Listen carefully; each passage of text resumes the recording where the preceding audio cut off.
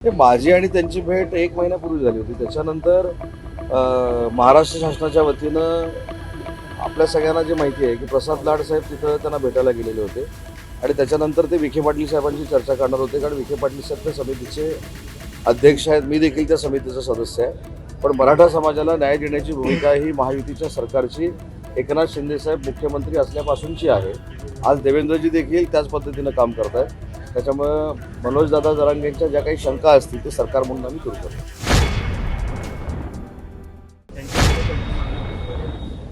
माझी आणि त्यांची भेट 1 महिन्यापूर्वी झाली होती. त्याच्यानंतर महाराष्ट्र शासनाच्या वतीनं आपल्या सगळ्यांना जे माहिती आहे की प्रसाद लाड साहेब तिथं त्यांना भेटायला गेलेले होते आणि त्याच्यानंतर ते विखे पाटील साहेबांची चर्चा करणार होते, कारण विखे पाटील साहेब त्या समितीचे अध्यक्ष आहेत. मी देखील त्या समितीचा सदस्य आहे. पण मराठा समाजाला न्याय देण्याची भूमिका ही महायुतीच्या सरकारची एकनाथ शिंदे साहेब मुख्यमंत्री असल्यापासूनची आहे.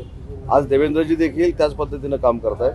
त्याच्यामुळं मनोजदादा जरांगेंच्या ज्या काही शंका असतील ते सरकार म्हणून आम्ही दूर करतो. जर त्या आंदोलनादरम्यान माझा मृत्यू झाला तर त्याला सर्वस्वी देवेंद्र फडणवीस हे जबाबदार असतील असं ते म्हणतात. नाही, मला असं वाटतं की या संदर्भामध्ये प्रसाद लाड आणि त्यांच्याशी जाऊन सविस्तर चर्चा केलेली आहे. प्रसाद लाड साहेबांचा कालच मला फोन होता की या संदर्भात चर्चा करायची आहे, विखे पाटील साहेबांची चर्चा करायची आहे. मनोजदादांना आंदोलनाची वेळ येणार नाही अशा पद्धतीनं शासन काम करेल अशा पद्धतीची भूमिका देखील प्रसाद लाड यांनी मांडलेली आहे. त्यांच्यावर आम्ही चर्चा करू आणि भविष्यातली आमची भूमिका मराठा समाजाबद्दलची जी सकारात्मक आहे ती तशीच ठेवून पुढे जाऊ. पाटील असं पण म्हणत आहेत की शिवसेना शिंदे गटाच्या लोकांना किंवा त्यांच्या मंत्र्यांना सरकार काही खात नाही का, केवळ भाजपचेच मंत्री निर्णय घेतात का, असं देखील त्यांनी सवाल केलेला आहे. आम्ही सरकारमध्ये काम करताना सांघिक काम करतोय. साहेब ज्यावेळी मुख्यमंत्री होते त्यावेळी देखील शिवसेना, भाजप, राष्ट्रवादी काँग्रेस पार्टी, अजितदादांचा असा आम्ही सांघिक निर्णय घ्यायचो. आता देवेंद्रजी मुख्यमंत्री आहेत, त्यांच्या नेतृत्वाखाली आम्ही सगळेच एकत्र येऊन निर्णय घेतो. त्याच्यामुळे महायुतीमध्ये असं काही इकडे तिकडे झालेलं नाही. मराठा समाजाचे प्रश्न तडीस नेऊन मार्गी लावणं ही आमची सगळ्यांची जबाबदारी. साहेब, ठाण्यामध्ये जे आहे तो आपला पक्ष जो आहे तो बहुजन विकास आघाडीचा जी आहे ती बरखास्त करण्यात आलेली होती. नवीन पदाधिकाऱ्यांच्या नियुक्त्या कधीपर्यंत होणार? आता आम्हाला इथे यायला जो उशीर झाला ती आमच्या शिवसेनेच्या प्रमुख 15-16 कोर कमिटीतल्या नेत्यांबरोबर जिल्ह्याची बैठक होती. 5 तारखेला माझ्या माहितीप्रमाणे संपर्क प्रमुख खासदार धैर्यशील माने साहेबांनी मुलाखती लावलेल्या आहेत. परंतु आजच्या बैठकीमध्ये जो सूर होता तो थोडाफार युतीमध्ये असताना देखील समन्वय नाही अशा पद्धतीचं चित्र आमच्या सगळ्यांच्या डोळ्यासमोर आलं. विधान परिषदेची निवडणूक आता समोर आहे.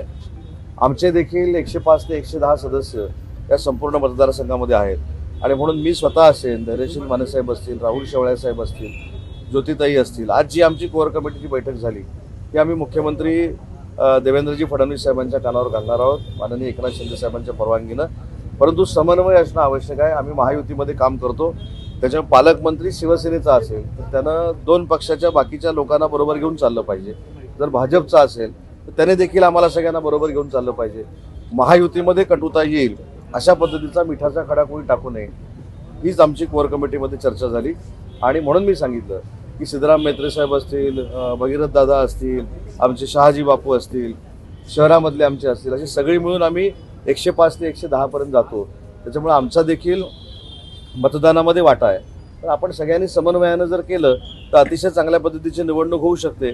पण डावलूनच जर केलं तर तेवढीच कटुता मित्रपक्षाच्या कार्यकर्त्यांमध्ये राहते.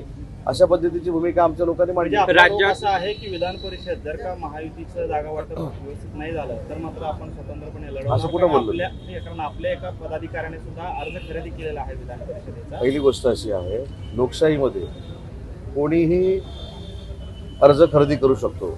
पक्षाची भूमिका ही महायुतीनंच निवडणूक लढवण्याची आहे. त्याच्यामुळे कुठेही याच्यामध्ये पाठीपुढे झालेलं नाही. आमच्या पदाधिकाऱ्यांनी जर अर्ज घेतला असेल आणि इथं महायुतीची घोषणा माननीय एकनाथ शिंदे साहेबांनी केली तर त्यांना कसं समजवायचं ते तुम्ही आमच्यावर सोडून द्या. पण आज कुठेही कोअर कमिटीमध्ये आपल्या विधान परिषदेच्या निवडणुकीवर चर्चा झाली नाही. ज्या अडचणी येत आहेत संघटना वाढवताना किंवा विकास कामामध्ये किंवा शासकीय कमिट्यांमध्ये त्याच्यावर आम्ही चर्चा केली. आणि आम्ही सगळे मिळून इथले जे पालकमंत्री आहेत जयकुमार गोरे साहेबांना विनंती करणार आहोत की सगळ्यांना बरोबर घेऊन जाणं गरजेचं आहे, कारण आपण महायुतीमध्ये काम करतो. नाशिक आणि किती जागांचा फॉर्म्युला आपल्याला अपेक्षित आहे, म्हणजे आपल्याकडे किती जागा अपेक्षित आहे? आमची भूमिका मी आणि दादा भुसे साहेबांनी कोअर कमिटीमध्ये मांडलेली आहे. आमच्या विद्यमान जागा ज्या आहेत त्या देऊन 1-2 जागा आम्ही जास्त मागितलेल्या आहेत, परंतु याच्यावर निर्णय माननीय एकनाथ शिंदे साहेब घेतले. नाशिक ठाण्यामध्ये जे आहे, नाशिक आणि ठाण्यामध्ये जे आहे ते संभाजीनगरमध्ये कुठेतरी महायुतीचा फॉर्म्युला ठरताना दिसत नाही नाही, अजिबात चिंता करण्याची आवश्यकता नाही. साहेब दिल्लीतनं आज येतील आणि पुढच्या 2 दिवसामध्ये फॉर्म्युला ठरेल. 17च्या 17 जागा आम्ही महायुतीनं लढू आणि 17च्या 17 जागा जिंकू. साहेब ठाण्यामध्ये जे आहे ते बहुजन आघाडी जी आहे ती आपल्या संपर्कात होती, पण आता भाजपचे खासदार जे आहेत ते माजी महापौरांना भेटताना दिसत आहेत. नेमकं काय आहे? हे पण लोकशाहीमध्ये कोणीही कोणाला भेटू शकतो ना. परवा आमचे रवींद्र फाटक साहेब भेटले, आज कदाचित खासदार साहेब भेटले असतील. ह्याच्यामध्ये नाविन्यपूर्ण असं काय नाही, विलीन होईल असं म्हटलं होतं. कोण म्हटलं? शिवसेनेमध्ये अशी चर्चा सुरू होती. नाही नाही नाही नाही. परत एकदा मी आपल्याबद्दल प्रचंड आम्हाला लोकशाहीमधला आदर आहे. तुम्ही लोकशाहीचा चौथा स्तंभ, आधारस्तंभ आहात. पण आमच्या कुठच्याही नेत्यानं बहुजन विकास आघाडी ही शिवसेनेमध्ये विलीन होते असं म्हटलेलं नव्हतं.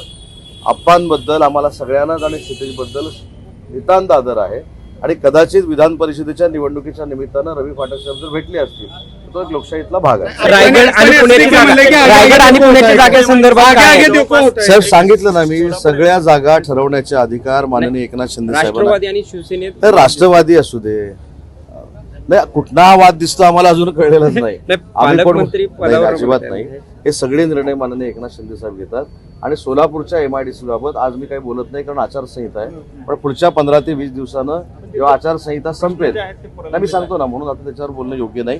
पण त्याच्यानंतर तुमच्या समवेत सगळ्या अधिकाऱ्यांची बैठक घेऊन, तिथल्या नागरिकांची बैठक घेऊन सोलापूर MIDCचे सगळे प्रश्न सोडवले जातील. त्यांच्यामध्ये त्यांच्या मागण्या हे माझी आणि त्यांची भेट 1 महिन्यापूर्वी झाली होती. त्याच्यानंतर महाराष्ट्र शासनाच्या वतीनं आपल्या सगळ्यांना जे माहिती आहे की प्रसाद लाड साहेब तिथं त्यांना भेटायला गेलेले होते आणि त्याच्यानंतर ते विखे पाटील साहेबांची चर्चा करणार होते. कारण विखे पाटील साहेब त्या समितीचे अध्यक्ष आहेत, मी देखील त्या समितीचा सदस्य आहे. पण मराठा समाजाला न्याय देण्याची भूमिका ही महायुतीच्या सरकारची एकनाथ शिंदे साहेब मुख्यमंत्री असल्यापासूनची आहे. आज देवेंद्रजी देखील त्याच पद्धतीनं काम करत आहेत. त्याच्यामुळे मनोजदादा जरांगेंच्या ज्या काही शंका असतील ते सरकार म्हणून आम्ही दूर करतो. उस्मानाबादने जर त्या आंदोलनादरम्यान माझा मृत्यू झाला तर त्याला सर्वस्वी देवेंद्र फडणवीस हे जबाबदार असतील असं ते म्हणतात. नाही, मला असं वाटतं की या संदर्भामध्ये प्रसाद लाडांनी त्यांच्याशी जाऊन सविस्तर चर्चा केलेली आहे. प्रसाद लाड साहेबांचा कालच मला फोन होता की या संदर्भात चर्चा करायची आहे, विखे पाटील साहेबांची चर्चा करायची आहे. मनोजदादांना आंदोलनाची वेळ येणार नाही अशा पद्धतीनं शासन काम करेल अशा पद्धतीची भूमिका देखील प्रसाद लाड यांनी मांडलेली आहे. त्यांच्यावर आम्ही चर्चा करू आणि भविष्यातली आमची भूमिका मराठा समाजाबद्दलची जी सकारात्मक आहे ती तशीच ठेवून पुढे जाऊ. जरांगे पाटील असं पण म्हणतात